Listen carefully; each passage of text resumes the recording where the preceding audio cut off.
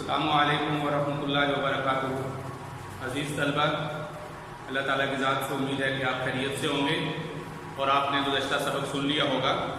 گزشتہ سبق میں ہم نے مسند اور مسند الیہ پڑھا تھا اور اس کی کچھ مثالیں اردو میں پڑھی تھی، اور آج ہم اسم اور فعل کی علامات پڑھیں گے۔ لیکن ان علامات کے پڑھنے سے پہلے جو مسند اور مسند سبق ہم نے گزشتہ پڑھا تھا اس کی عربی میں مثالیں پڑھتے ہیں۔ دیکھیے، میں نے 4 مثالیں لکھی ہیں۔ تو سب سے پہلی مثال لکھی ہے ذالک الکتاب لا ریب فیہ، قرآن مجید میں ہے۔ یہ وہ کتاب ہے، یعنی قرآن مجید کے بارے میں بتایا جا رہا ہے یہ وہ کتاب ہے جس میں کوئی شک نہیں۔ تو جس کے بارے میں بتایا جا رہا ہو وہ مسند الیہ کہلاتا ہے، اور جو خبر دی جا رہی ہو وہ مسند کہلاتا ہے۔ تو ذالک الکتاب یہ مسند الیہ ہے، اور لا ریب فیہ یہ مسند ہوا۔ تو یہ مسند الیہ ہوا اور یہ مسند ہو گیا۔ اسی طرح اللہ خالق کل شیء، اللہ ہر چیز کا خالق ہے۔ تو اللہ کے بارے میں بتایا جا رہا ہے، تو لفظ اللہ یہ مسند الیہ ہوا، اور خالق کل شیء یہ مسند ہوا۔ تو یہ مسند الیہ ہوا اور یہ مسند ہوگا۔ ہم فیہا خالدون، یہ اکثر آیات کے آخر میں آتا ہے۔ ہم کا معنی وہ سب مرد، فیہا اس میں خالدون ہمیشہ رہیں گے۔ تو مطلب یہ ہے کہ جنت والے جنت میں رہیں گے، دوزخ والے دوزخ میں رہیں گے۔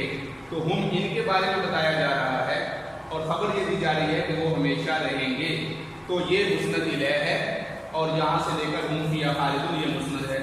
چوتھی مثال میں نے ذکر کی ہم متقون، وہ سارے تقوی والے ہیں۔ تو لہذا یہ مسند الیہ ہوا اور متقون یہ مسند ہوا۔ تو یہ اصول ہو گیا کہ جس کے بارے میں بتایا جائے گا وہ مسند الیہ ہوگا، اور جو خبر دی جائے گی وہ مسند ہوگی۔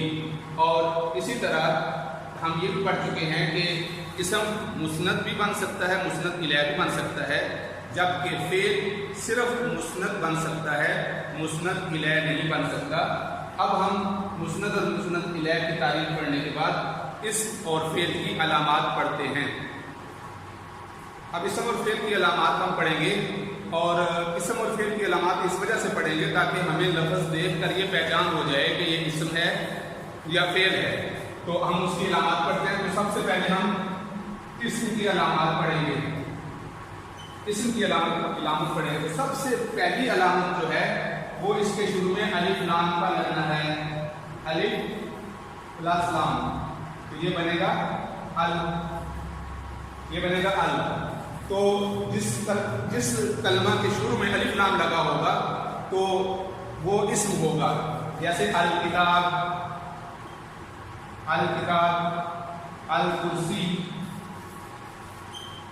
تو الکتاب، الکرسی، الارض، السماوات، جیسے قرآن مجید میں بہت دفعہ لفظ آتا ہے فی الارض، فی الارض والسماوات۔ تو یہ الف لام شروع میں یہاں بھی ہے، یہاں بھی ہے۔ تو الف لام کا شروع میں ہونا یہ اسم کی علامت ہے۔ دوسری علامت تنوین۔ دوسری علامت یہ ہے کہ اس کے آخر میں تنوین ہوگی۔ تو جیسے کتابن،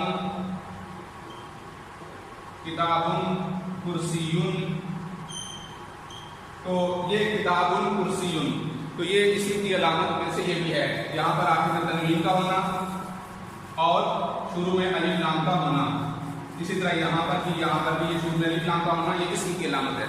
لیکن ایک بات نوٹ کرنے کی ہے کہ کبھی بھی یہ دونوں اکٹھے نہیں آ سکتے۔ اگر یعنی ایسے نہیں ہو سکتا کہ شروع میں الف لام لگ جائے اور آخر میں تنوین لگ جائے، الکتابن، ایسے نہیں ہو سکتا، یہ غلط ہے۔ ان دونوں میں سے ایک ہوگا، شروع میں الف لام لگے گا یا آخر میں تنوین لگے گی۔ کبھی بھی ایسا نہیں ہو سکتا کہ شروع میں الف لام بھی لگ جائے اور آخر میں تنوین بھی لگ جائے۔ ان دونوں میں سے ایک کا ہونا یہ اسم کی علامت ہے، اور یہ اسم کے ساتھ خاص ہے۔ شروع میں یا الف لام لگا ہوگا یا تنوین لگی ہوگی۔ تو یہ 2 علامتیں ہو گئی۔ अब हम तीसरी अलामत पढ़ते हैं, मुस्नद इलैह होना। मुस्नद इलैह होना, ये तीसरी अलामत है। ये पहली अलामत हो गई, दूसरी अलामत हो गई, तीसरी अलामत हो गई, जिसके बारे में कुछ बताया जा रहा हो। जैसे अभी हमने पढ़ा अलकिताब, अलकिताब ला रैब फीही, अलकिताब ला रैब फीही, इसमें कोई शक नहीं।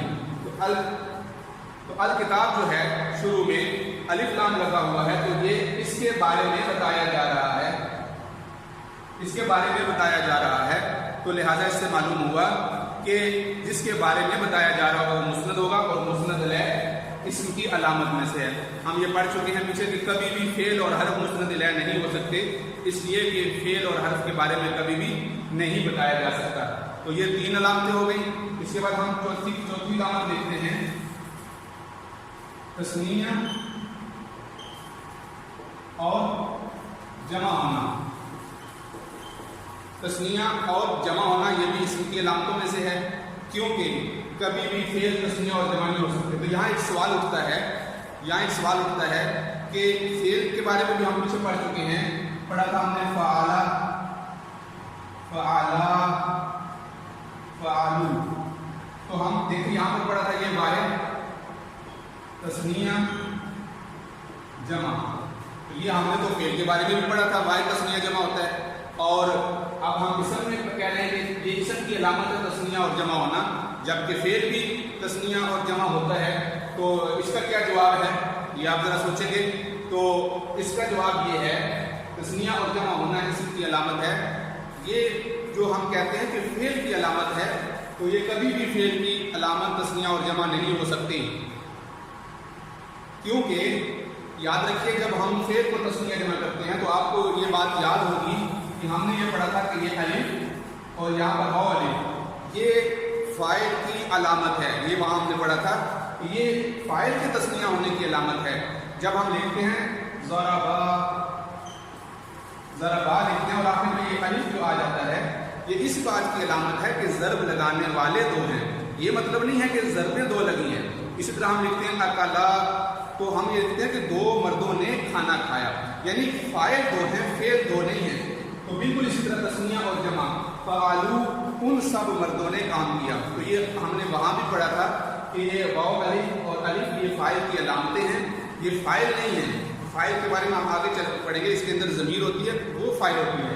तो ये फाइल की अलामत है। तस्नीया और जमा होना ये इसम की अलामत है।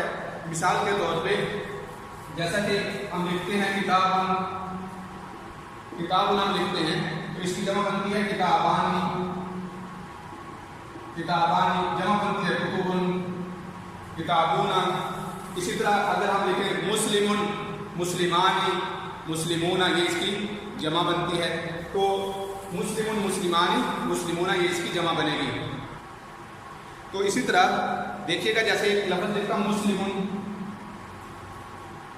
मुस्लिमुन, मुस्लिमान, मुस्लिमूना। तो अब यहाँ देखिएगा, ये जो मुस्लिमुन एक मुसलमान, वाहिद दो तस्नीया और 3 + 3 से ये एक हो गया, ये दो हो गए, तीन हो गए। वाहिद तस्नीया और जमा होना ये इसम की अलामत है। फेल कभी भी फेल तस्नीया और जमा नहीं हो सकता। तो आज अभी जो हमारी अलामतें हो गई, चौथी अलामत यह है कि तस्नीया और जमा होना ये इसम की अलामत है, और मुस्नद होना ये इसम की अलामत है। इसी तरह शुरू में इसी तरह इसके अलावा अलिफ लाम आ जाना ये भी इसम की अलामत है, और इसी तरह आखिर में तनवीन का आना ये भी इसम की अलामत है। अच्छा, 5वीं अलामत इसकी मौसूफ होना, यानी जिसकी सिफ्त बयान की जाए। जैसे रजुलुन आलिम, रजुलुन आलिम, आलिम आदमी, तो ये रजुल की सिफ्त बयान की जा रही है। तो ये रजुल इस्म होगा। हमेशा याद रखिए जो मौसूफ होता है वो इस्म होता है, इस्म के औसाफ बयान किए जाते हैं। और 6ठी अलामत ये है कायम हरका का आखिर में होना, बोलता जो वक्फ की सूरत में हा बन जाती है। जैसा कि हम इसकी मिसाल देखते हैं, जैसे हकीबतुन,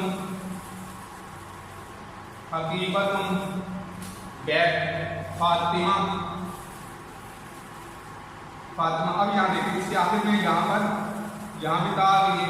یہ وہ تا ہوتی ہے، اس کو تائے متحرکہ بھی کہتے ہیں اور بولتا بھی کہتے ہیں، اور یہ وقف کی صورت میں ہاتھ سے بدل جاتی ہے. تو یہ چھٹی علامت ہو گئی. موصوف ہونا پانچویں علامت اور تا کا اس کے آخر میں آنا یہ چھٹی علامت ہے. مجھے امید ہے کہ آپ آج اسم کی علامتیں پڑھ سمجھ گئے ہوں گے. اس کو آپ سنیں توجہ سے. اگر کوئی بات پوچھنی ہوگی تو آپ مجھ سے بسنے میں پوچھ لیں گے. اور اس کے علاوہ اور اس کے بعد جو فعل کی علامتیں وہ انشاءاللہ کل پڑھیں گے. السلام علیکم ورحمۃ اللہ.